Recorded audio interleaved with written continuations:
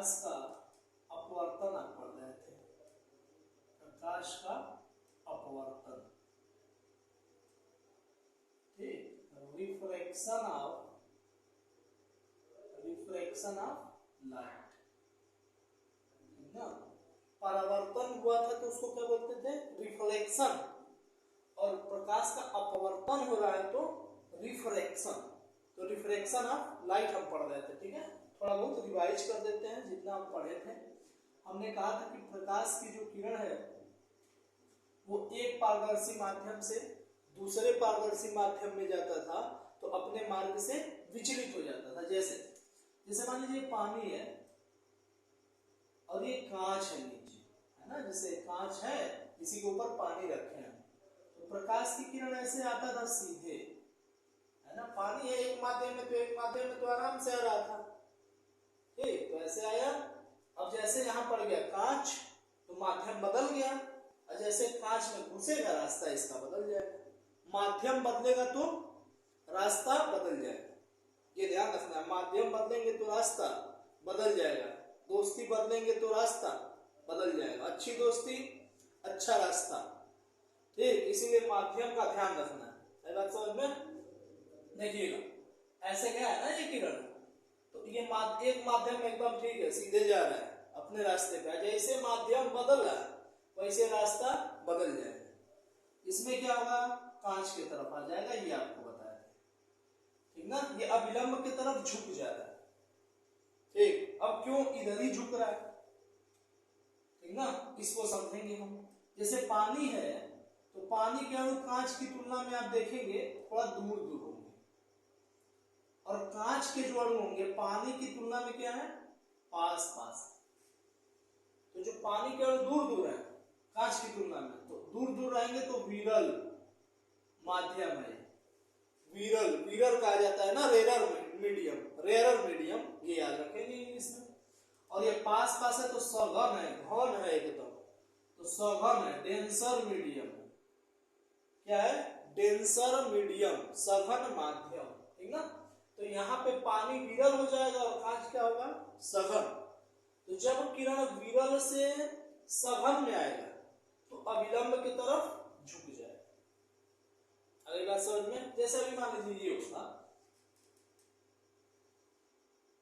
ऊपर कांच है और नीचे मान लीजिए हीरा है, डायमंड है, ये ग्लास है, ठीक ना, तो शीशे में ऐसे आ रहा है, मान लीजिए यहां तक आया, अब यहां आने के बाद तो हीरा है तो रास्ता बदलेगा, तो किधर जाएगा, अविलंब की तरफ आएगा कि अविलंब से दूर, यही सोचना है। तो देखिएगा कांच जो है, ठीक ना, वो क्या है, हीरा के सापेक्ष विरल, कांच विरल है, इसके दूर दूर अणु होंगे, और हीरा के पास पास एकदम होंगे कांच के सापेक्ष, तो हीरा का हो गया भैया सघन और कांच क्या हो गया, विरल माध्यम। तो विरल से असघन में, विरल है तो एकदम चौड़िया फैल के चल रहा है, असघन है तो सिकुड़ के, है ना, एकदम खाली स्पेस दिख रहा है ना, तो इसमें एकदम चौड़िया चलेंगे, लेकिन यही बीच में आ गया एक कोई वस्तु तो उसी में हम सिकुड़ के चल रहा है, वेग कम हो जा रहा है हमारा, तो यहाँ तो एकदम चौड़िया चल रहा है, चाल इसकी ज्यादा है, ठीक ना। और जैसे इसमें आया हीरा में अणु पास पास है, ठीक, चाल कम हो जा रहा है, एकदम ही ऐसे सिकुड़ जा रहा है, ऐसे अविलंब की तरफ चल रहा है,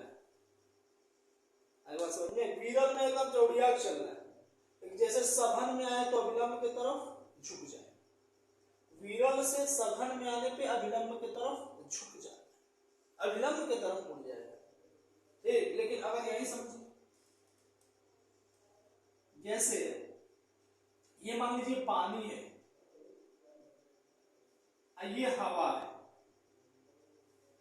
ठीक, तो पानी के अणु जो होंगे पास पास होंगे और हवा के दूर दूर होंगे, एक दूसरे से तुलना जब करेंगे तो ये पास पास है तो सघन माध्यम, ये दूर दूर है तो विरल माध्यम।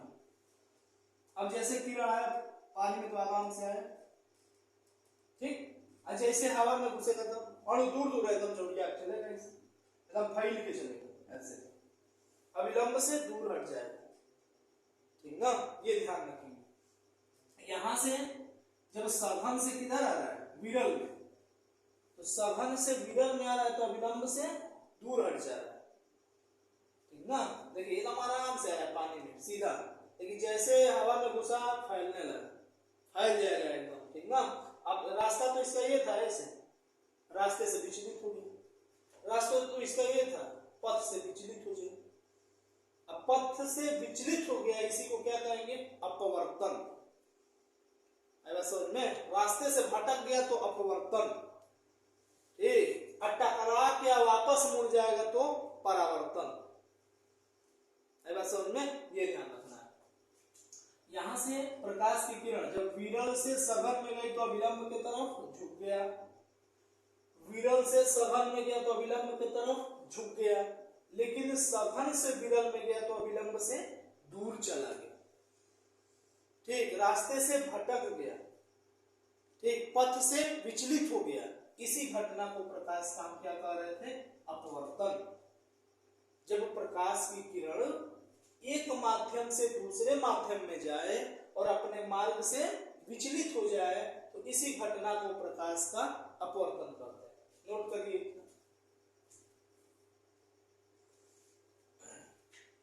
हो जाएगा अपवर्तन। जब प्रकाश की किरण एक माध्यम से दूसरे माध्यम में जा रहा है तो अपने मार्ग से विचलित हो जा रहा है, इसी घटना को हम प्रकाश का अपवर्तन कर रहे हैं, रिफ्रैक्शन ऑफ लाइट कर रहे हैं।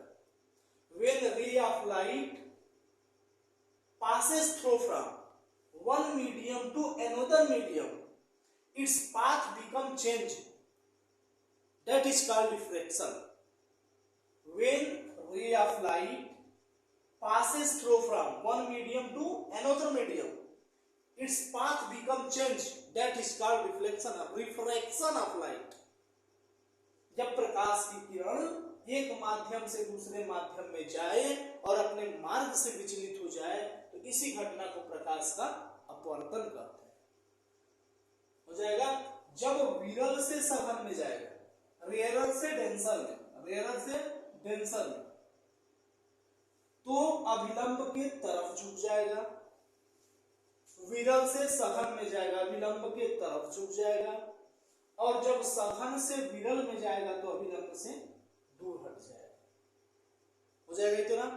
चलिए अब देखिएगा, जो किरण आ रहा है, आने वाली किरण का नाम क्या बताए थे, आपतित किरण। क्या नाम है, आपतित किरण, इंसिडेंट रे, इंसिडेंट रे, ठीक। देखिएगा ये पॉइंट जो है जिस पर ये मिल रहा है, इसको कहते हैं हम आपतन बिंदु।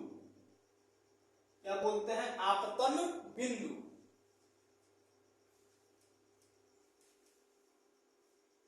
ये क्या है, आपतन बिंदु, point of incidence, point of incidence.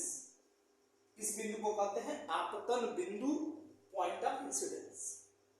अब देखिएगा, अगर यहां से टकरा के चला जाता तो परावर्तित किरण, रिफ्लेक्टेड रे, लेकिन यहां से आया और इधर मुड़ गया तो इसको कहते हैं अपवर्तित किरण। क्या नाम है, अपवर्तित किरण, रिफ्रैक्टेड रे। आने वाली किरण का नाम आपतित किरण, जिस बिंदु पे आ रहा है उस बिंदु का नाम आपतन बिंदु, वहीं से मुड़ रहा है दूसरे माध्यम में तो इस किरण का नाम क्या है, अपवर्तित किरण। आपतित किरण ये आपतन बिंदु, ये अपवर्तित किरण। इंसिडेंट रे, रिफ्रैक्टेड रे, और इसको कहते हैं अभिलंब, नॉर्मल, अभिलंब, ठीक ना, इंग्लिश में बोलते हैं नॉर्मल। नाम याद हो जाएगा ना, आपतित किरण, अपवर्तित किरण, आपतन बिंदु, ये अभिलंब। कोण का नाम आपतन कोण, आपतन कोण, नोट करिएगा, इस कोण का नाम आपतन कोण, आपतन कोण, एंगल ऑफ इंसिडेंस, इसीलिए आई से लिखते हैं, angle of incidence, angle of incidence. और इस कोण को कहते हैं अपवर्तन कोण, angle of refraction. Small r से डिनोट करते हैं अपवर्तन कोण, एंगल ऑफ रिफ्रैक्शन। तो वही रिफ्रैक्शन का स्मॉल आर ये डिनोट कर दिया, हो जाएगा नाम। आने वाली किरण का नाम आपतित किरण, जिस बिंदु पे मिल रहा है वो आपतन बिंदु। इस वाले किरण का नाम अपवर्तित किरण और इसका नाम अभिलंब। ये जो कोण है इसका नाम आपतन कोण और इस कोण का नाम अपवर्तन कोण, हो जाएगा। इंसिडेंट रे, रिफ्रैक्टेड रे, पॉइंट ऑफ इंसिडेंस ये है normal, angle of incidence, angle of refraction. नाम नोट कर लीजिए और अपवर्तन के दो नियम हैं उसको समझते हैं। नाम याद हो गया, नाम लिखिए ऐसे, सबका नाम लिखिए। इसका नाम आपतित किरण, इसका नाम आपतन बिंदु, इसका नाम अपवर्तित किरण। ये क्या है भैया, अभिलंब।